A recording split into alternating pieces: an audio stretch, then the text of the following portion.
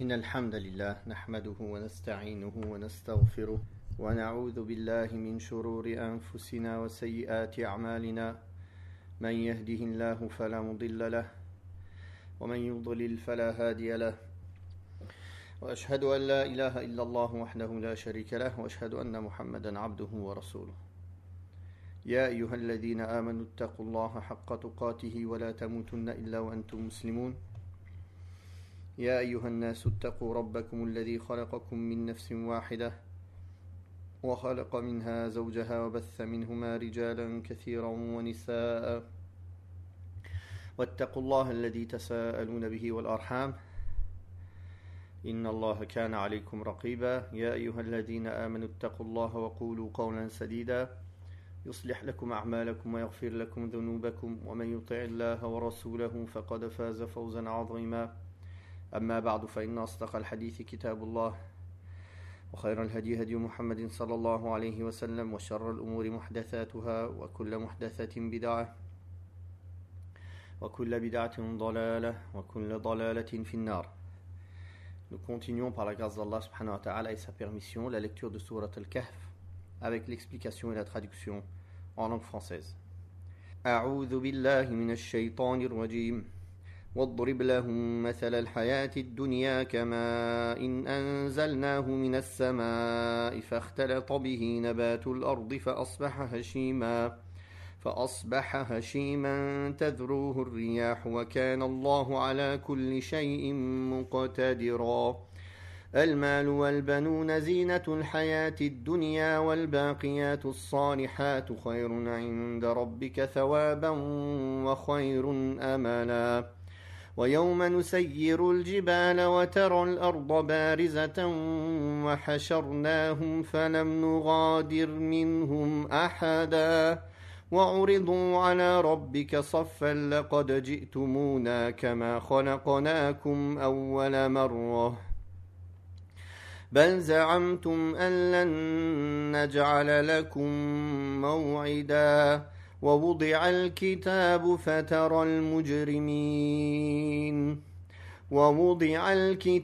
فترى المجرمين مشفقين مما فيه ويقولون يا ويلتنا ما لهذا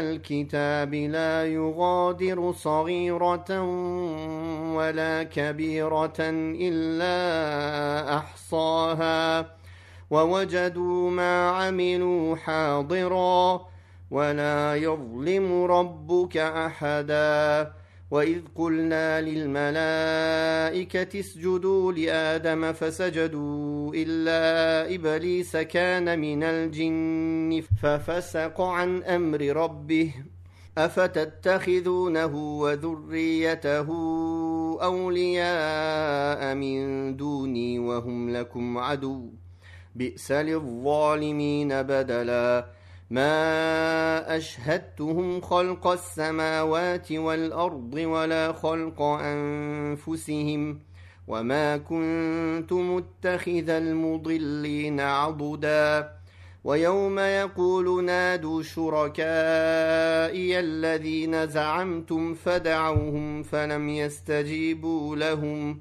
وجعلنا بينهم موبقا ورأى المجرمون النار فظنوا أنهم مواقعوها ولم يجدوا عنها مصرفا. Donc du verset 45 au verset numéro 53 de Surat al-Kahf. Dans le verset 45, Allah subhanahu wa ta'ala dit dans le sens de sa parole: propose-leur la parabole de la vie d'ici-bas. Elle est semblable à une eau que nous faisons descendre du ciel et grâce à laquelle s'entremêlent différentes plantes qui se transforment en une herbe desséchée que les vents dispersent. La puissance d'Allah est sur toute chose sans limite. Dans le verset 46, les richesses et les enfants sont la parure éphémère de la vie d'ici-bas. où les richesses et les garçons sont la parure éphémère de la vie d'ici-bas, tandis que les œuvres pieuses, dont le bien perdure, procurent auprès de ton Seigneur la meilleure récompense et suscitent la meilleure espérance. Dans Surat Al-Kahf, dans le verset 45 et 46, Allah subhanahu wa ta'ala dit à son messager sallallahu alayhi wa sallam en premier lieu, puis à ceux qui le suivent, de donner en exemple de ce bas monde aux hommes, afin qu'ils se l'imaginent tel qu'il est réellement et qu'ils connaissent aussi bien son aspect intérieur qu'extérieur, et qu'ils comparent entre cette demeure éphémère et la demeure éternelle, et voient qui des deux est digne d'être choisi. Ce bas monde est pareil à une pluie qui tombe sur la terre, qui se mélange à la végétation en donnant toutes sortes de pluies et de fruits.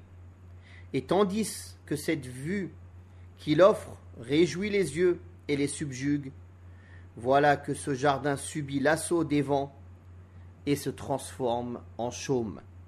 Les belles plantes et les agréables fleurs qui égayaient les yeux s'abîment, et la terre devient comme de la chaume qui n'attire aucun regard et n'égaye aucun cœur. Il en est ainsi de ce bas monde. En effet, tandis que l'homme, qui est subjugué par ses attraits, se laisse griser par sa jeunesse, obtient certains de ses plaisirs, y accumule l'argent, les euros, les dollars, l'or, et s'enfonce dans ses délices et ses passions en toutes circonstances, en croyant que cela va durer pour toujours. Voilà qu'il est atteint par la mort ou la disparition de ses biens. Sa joie le quitte alors, ses plaisirs disparaissent, et son cœur se trouve en proie à l'amertume. Il quittera sa jeunesse, sa force et ses biens, et ne gardera plus que ses mauvaises œuvres. Dès lors, l'injuste se mordra les doigts une fois qu'il saura la réalité de la situation dans laquelle il se trouve.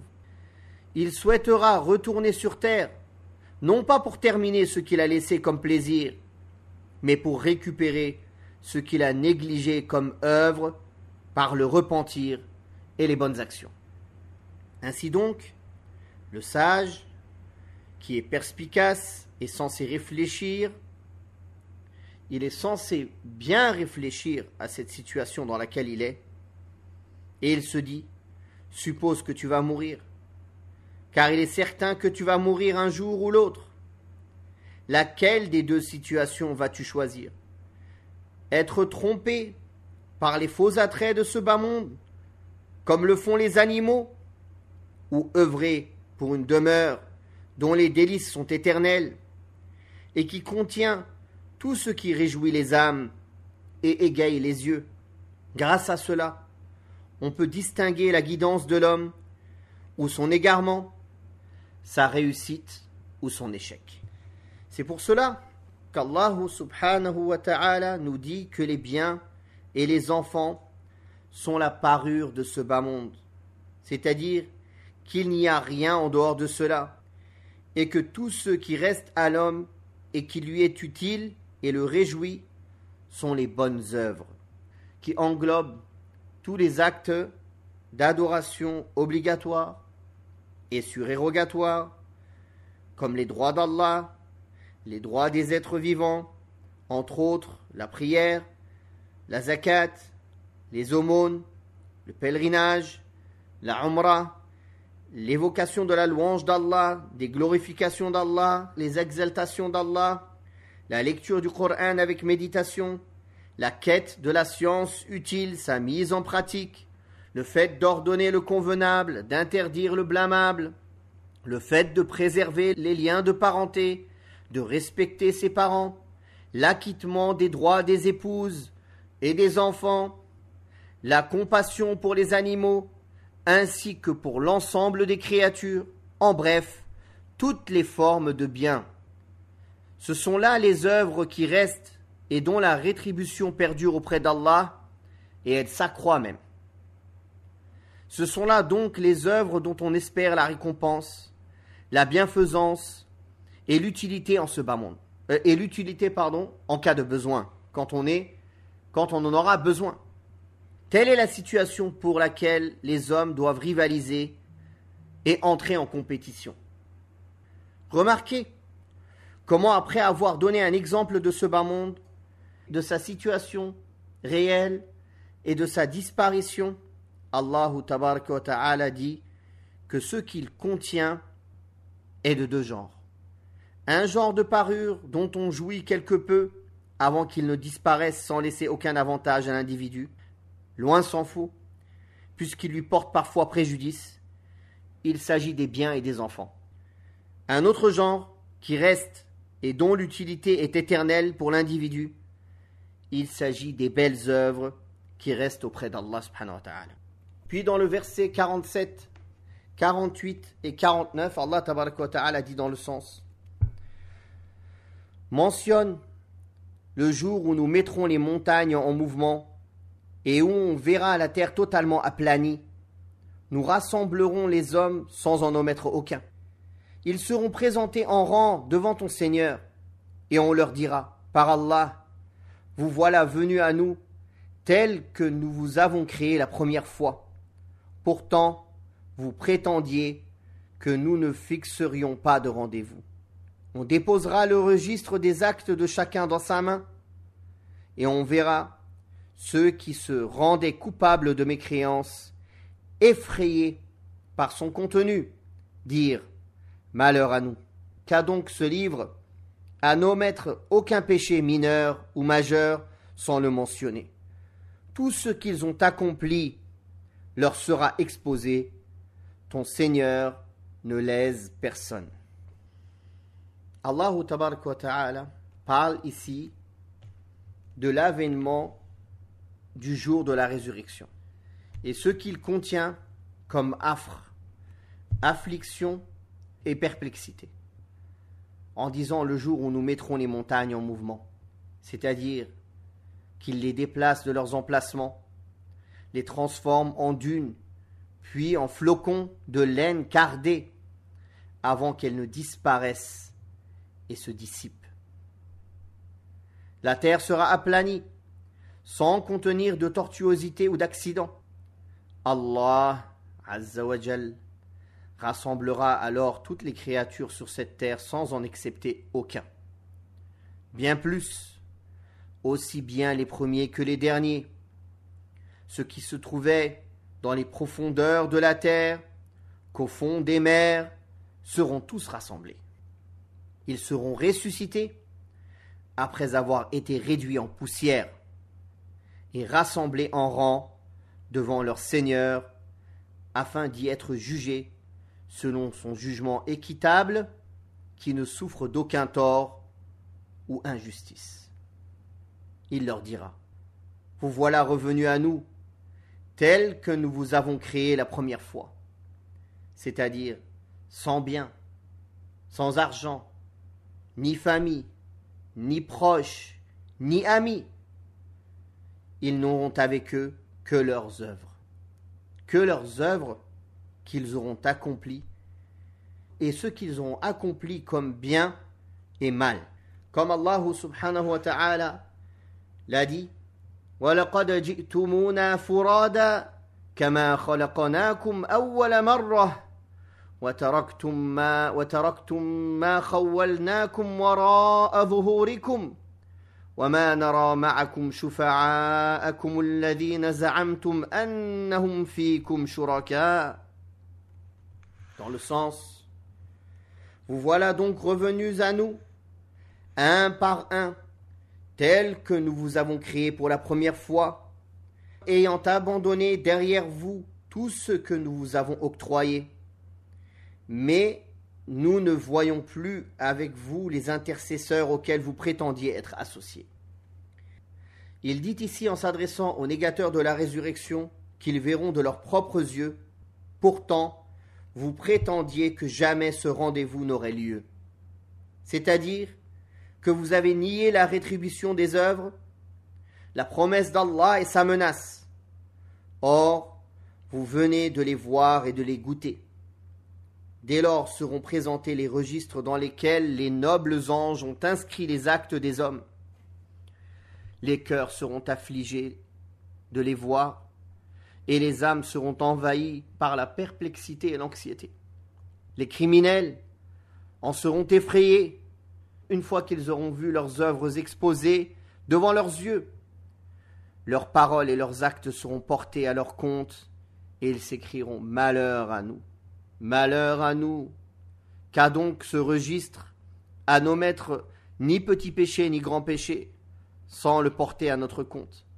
C'est-à-dire qu'il ne laisse aucune faute, grave ou légère, sans qu'elle ne soit inscrite et gardée, sans omettre d'actes cachés ou apparents, accomplis le jour ou la nuit. Et c'est ainsi qu'ils se retrouveront en présence de toutes leurs œuvres, sans pouvoir les nier, car ton Seigneur ne fait jamais de tort et d'injustice à personne. Ils seront alors rétribués pour leurs œuvres, et ils reconnaîtront cela. Ils seront désavoués et mériteront le châtiment en raison de ce qu'ils auront fait, car ton Seigneur ne fait jamais de tort à personne et ils ne seront pas en dehors de sa justice et de sa bienfaisance. Puis dans le verset 50, Allah tabaraka wa ta'ala dit dans le sens, mentionne lorsque nous avons dit aux anges, prosternez-vous devant Adam.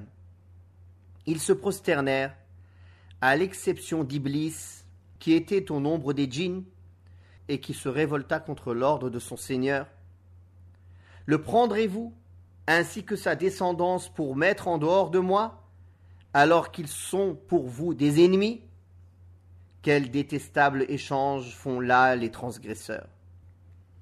Allah Ta'ala parle de l'animosité de Satan, d'Iblis, pour Adam et sa descendance. Car lorsqu'Allah ordonna aux anges de se prosterner devant Adam, par respect et ennoblissement et par soumission à l'ordre d'Allah, ils se prosternèrent tous à l'exception d'Iblis, qui était du nombre des djinns. Effectivement, Iblis est un djinn qui vivait parmi les anges. Ce n'est pas un ange. Qui refusa d'obéir à l'ordre de son Seigneur. Et il dit, vais-je me prosterner devant un être que tu as créé à partir de l'argile? Il lui dit dans un autre verset dans le sens, je suis meilleur que lui. Il montra ainsi son animosité envers Allah, envers votre père et envers vous. C'est-à-dire envers Allah, envers notre père à tous Adam et envers nous, les êtres humains, les enfants de Adam.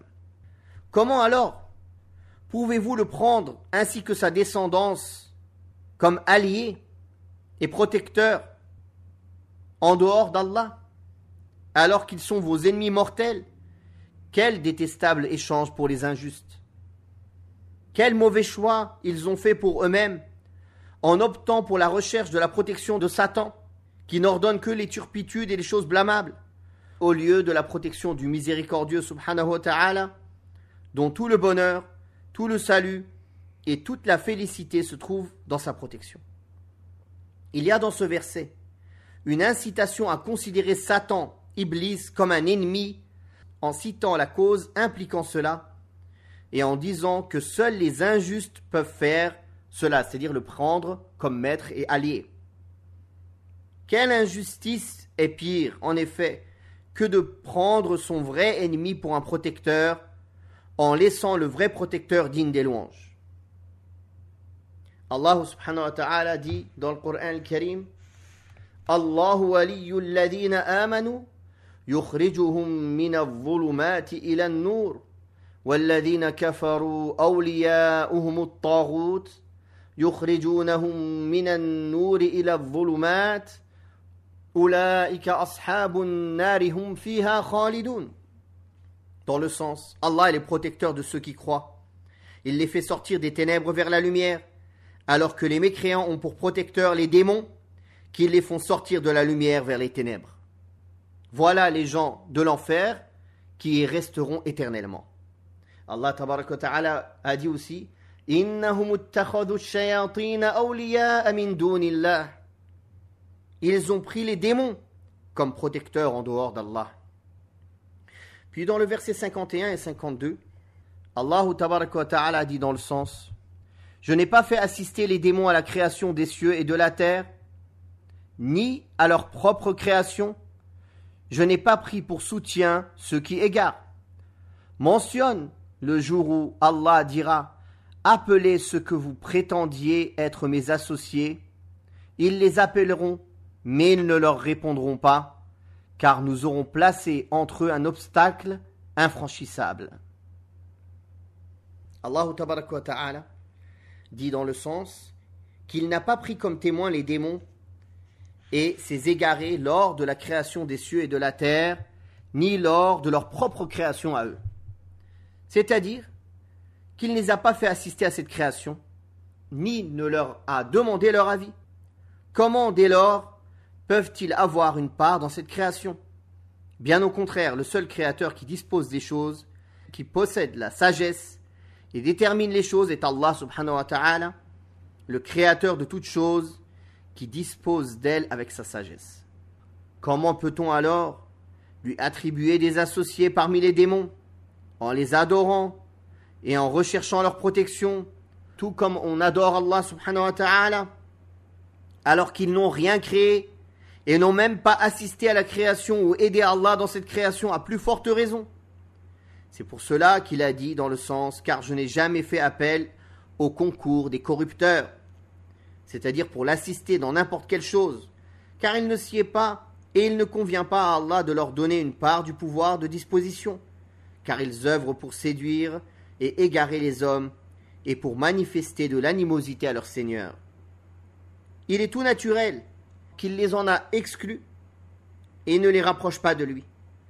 Après avoir mentionné l'état de ceux qui ont associé dans ce bas monde, en réfutant cette associaterie et ce polythéisme de la façon la plus catégorique, en traitant ceux qui se sont rendus coupables de cette associaterie d'ignorants et de sots, Allah tabaraka wa ta'ala mentionne leur situation avec leurs idoles le jour de la résurrection, lorsqu'il leur dira dans le sens: Appelez à votre secours ceux que vous prétendiez être mes associés.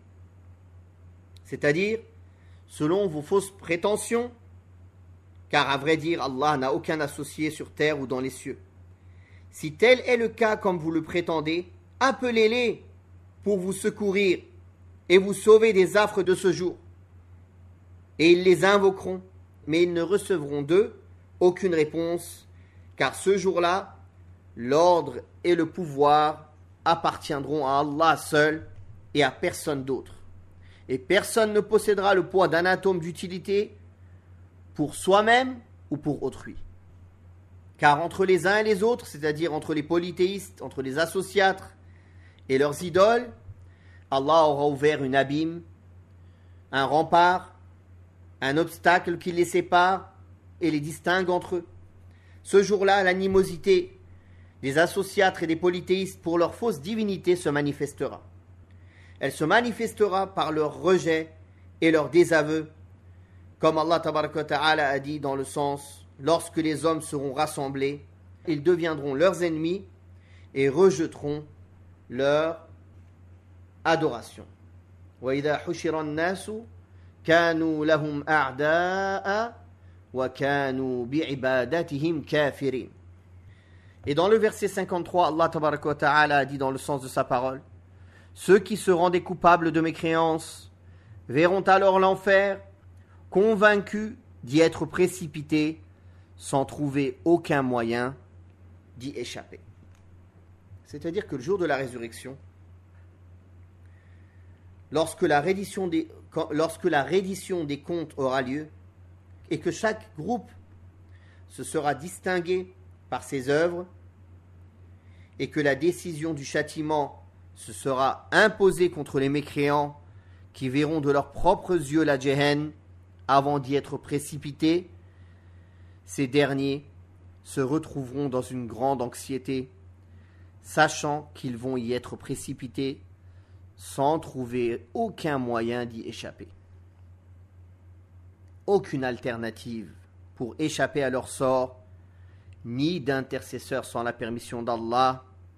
Il y a là comme mise en garde et avertissement ce qui est de nature à effrayer les cœurs et les âmes vivants. Wallahu ta'ala a'la wa a'lam wa sallallahu ala Muhammadin wa ala alihi wa sahbihi wa sallam.